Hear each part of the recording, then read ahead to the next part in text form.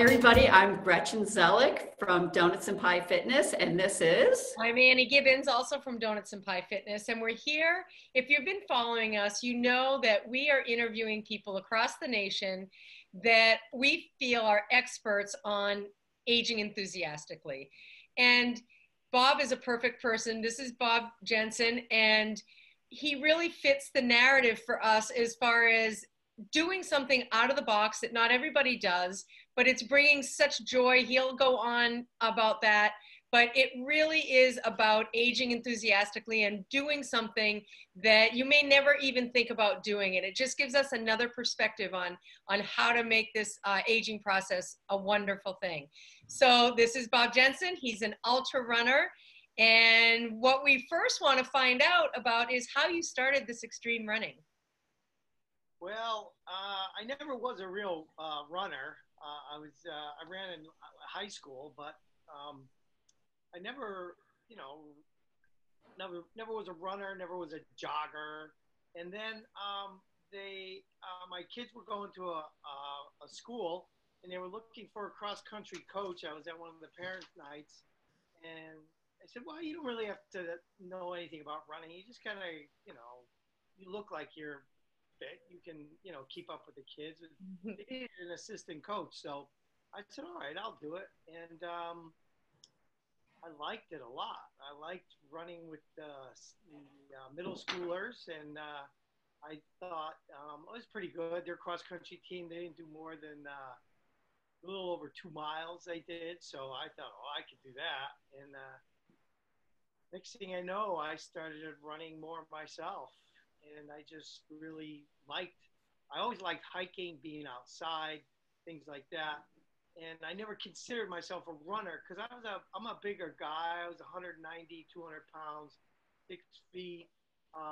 Didn't look like a runner, but I discovered that I had a lot of endurance. I was never fast, but I could go like that Energizer bunny. I could just go. And so we had gone on a trip to Australia, and we were out in the bush with my family. We had taken 5 months off, and we had done this little trip around the world, and we were on this backpack trip in the bush in Australia. Second day into the trip, I saw these runners were coming through where we were stopping for water, and they call them a billabong. It's a watering hole, and they had numbers on, and they were carrying their water bottles. And I said, "Where'd you guys start from?" Obviously, it was a race. He said, "Oh, from the park entrance." I was like, "When?" I said, "This morning." I was like, that's like 50 kilometers from here. That's like over 30 miles. And I said, "Now where are you going?" They said, "We're running back."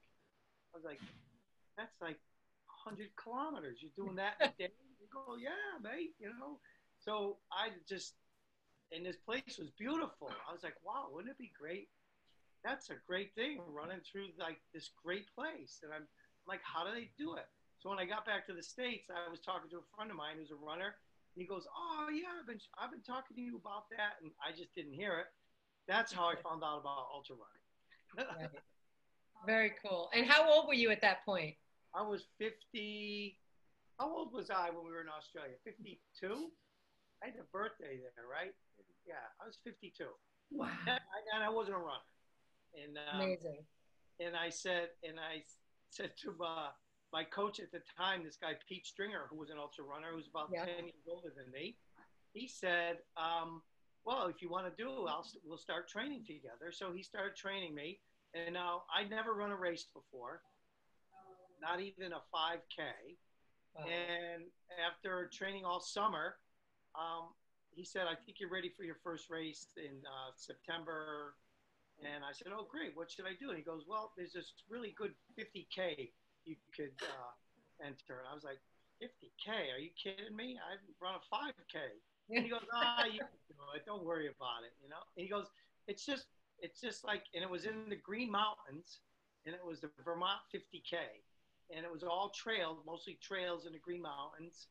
And he said, "Don't worry, you have all day to do it. And I'm like, "Okay, let's do it." And I did it. I finished it, and it was painful. but I realized that my body could do everything. The times that I realized that the times I thought of quitting had nothing to do with my body and my physical body. It all had to do with up here. Right. So then at that point, I realized this whole thing, like aging, like physical fitness, everything, if you have a body that's working, then there's nothing that can keep you from doing what you want to do or anything. And then I set my sights on more distance and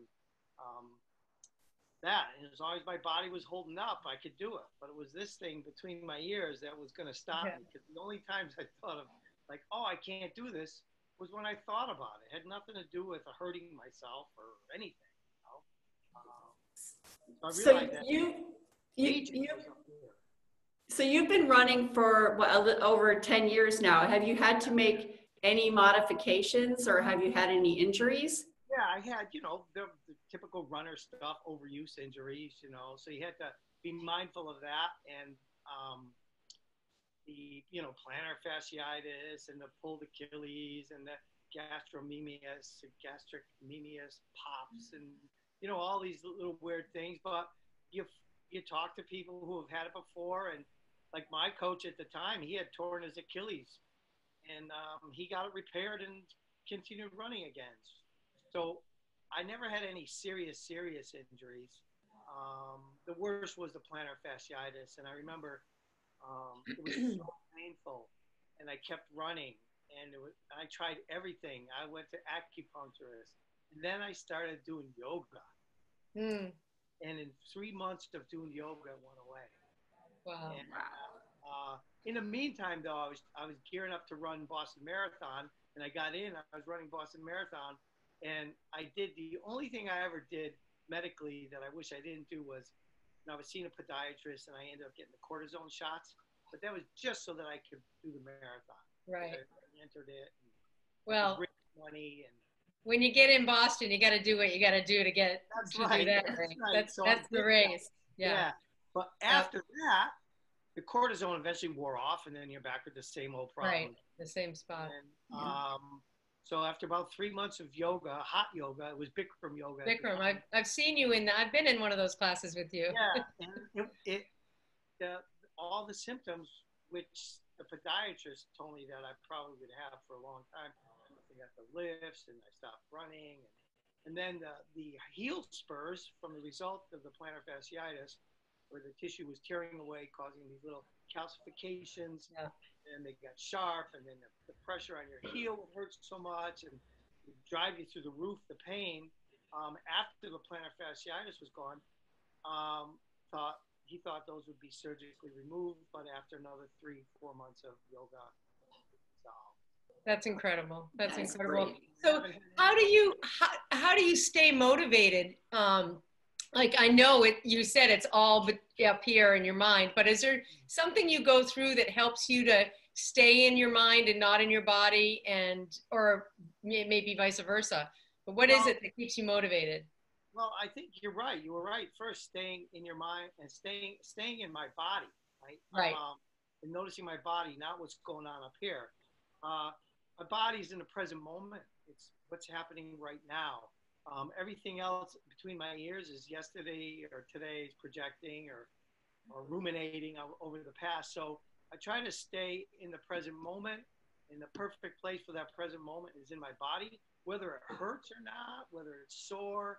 I used to run a lot with music to try to distract me. Mm-hmm. And I was at one of my teacher's houses, my mindfulness teacher.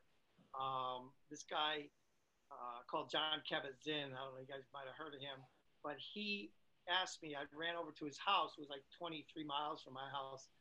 And he said, you always run with like those things in your ears? I go, yeah, always, because you should try running without them. This was about 8 years ago. And he goes, you'd be surprised. And so I stopped listening to music running, and running just got better. Really? Yeah, it got better. I always thought I had to have music for, the long runs to keep me distracted. Right. And what I realized is I just needed to pay attention more to my body and to everything around me. There's so much there's so much going on around me that there's a lot to pay attention to. It took a little while to get used to that because I was so used to listening to music and having my attention pulled away. But sometimes I miss the beat or whatever. Right. But I realized that when I stopped listening to music, I had less accidents. Oh, right. Less tripping, less. I was more mindful. I could pay attention more to my body. There was a lot more things to pay attention to that were right here instead of listening to the music in my head. Wow. So That's really good advice. And I'm telling you, your enthusiasm for extreme running makes me want to go out and start doing it. But I'm curious what your advice for people generally who aren't, extreme runners, what's your, how would you suggest that people age enthusiastically? What's your advice? I guess it would be to get out and move. Yeah. Keep moving, whether it's running or walking. I have to be honest with you, a lot of my running, right, is actually just fast walking. So in one of the Vermont hundreds I did, the best one I did was a little over 26 hours, I think, to do 100 miles. But the guy who won it did it in 15 hours. So, I mean, so he obviously didn't do a lot of walking. Right. And so I realized that I wasn't going to run the whole thing. I wasn't going to do 15 hours or even 20 hours. I was going to go at my pace, what my body would let me do. And that meant, if that meant walking up hills, that was walking up hills. Right. If that meant running and walking flats, so I did whatever I could do to finish. Right. So it's paying attention to your body, getting out and moving. I also did things like yoga. Yoga was really good because what yoga does is connects your mind and body together. Mm-hmm. Like some people, they think that they're separate, but if you can put the two together, you can exercise and you could find, I don't want to say, it's kind of corny, your happy place, but finding this connection between your mind and your body. Yoga was able to kind of fuse that. I mean, I went to the gym. I used to work out in the gym and lift weights. There's certain things you do to strengthen different muscles that you can't really do while you're running. So yeah, I worked out with, machines and weights and stuff, squats, and did pull-ups. And it's not just your lower half, but you got to work on your upper half too. And finding other people to do it with, people that kind of, some camaraderie there, and yoga was a perfect place to find that. And then I think mindfulness and meditation was another big thing. Yeah. That was able to, for me to see. I was always at this, I used to always think of aging in terms of my parents and my parents' siblings. So my aunts and my uncles and my parents, that when they were 50, they were old. They really stopped doing a lot of things physically. That generation, my father's and the World War II generation, the greatest generation, didn't seem to be real physical. And by the time they were in their 50s and 60s, they were like looking, and they didn't do a lot of things. And I was like, when I got to, and also they had all these physical problems, and I just didn't want to go there. And so I realized that if I was going to age differently than them, I just needed to be more physical. And not that, like, my father had pretty much a sit down job. He wasn't very physical in his work, but he had plenty of time to, do the things like to go running or hiking, or of course they didn't run back in the 50s and the 60s. But, I realized when I hit my middle age, when I got to be 50 or whatever, I realized that when I started running, that this is it. And I started feeling better, and I think I started looking better. Didn't I start looking better? Of course you did, Bob. Yeah. It's so important what you're saying, is because we do see it generationally. And, now we do see a lot of people paying more attention to being active. It seems like you became active, and then you became mindful, and then you got yoga. And one thing just leads to the next that just makes your life change completely. And it's It's so great to hear you explain how this happened in your life. It's so motivational to me. I know to other people as well. Yeah. I love the quote, "This is it." That, I mean, how that just sums it right up. This is it. Yeah. Yeah, this is Do it it. now. Yeah. Yep. And we're not, like, I'm not a super athlete. And, you know, there were times when I was training, I was like, oh, maybe I'm going to, like, maybe I could, like, get really fast. And maybe I could, I set all these kind of goals to, like, produce more so that I get faster and that I could do more. And then I realized that, well, you know, I'm starting out with this body that I have. It was never a runner's body. And I don't know if I was going to turn it into anything, but what I wanted to do was just to be able to age and be healthy and not get sicker and worry when I got older. And I realized if you keep moving, if you keep active. I had a friend of mine who never exercised, never did anything. And he said, you know, your heart's only good for so many beats. And you keep, you know, you're wasting all those beats running and everything. And I'm like, it's not true. People think that. That's crazy. I don't know if that's true or not, but you know, I believe what, you know, Neil Young says, better to burn out than it is to rust, right? You know? Right. I don't want to rust. And Helen Hayes said, when you rest, you rust. Yeah. So I don't, you know, I didn't want to do that, and I didn't want to age. So I'm 66. I'm in pretty good shape. I'm in better shape than some of my son's friends. 30. Yeah. In their 30s. I believe it.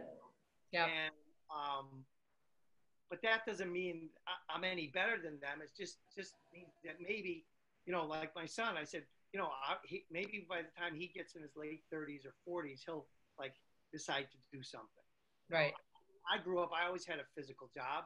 So physically, I was always, you know, pretty lean and in shape and everything, from being working manual labor to being a commercial fisherman. I was on my feet a lot, so I was used to working. But I think that my perspective of aging changed when I started running, because I started seeing some other guys, even my coach who was 10 years younger than me. I went out to Leadville, Colorado to pace him in the Leadville 100.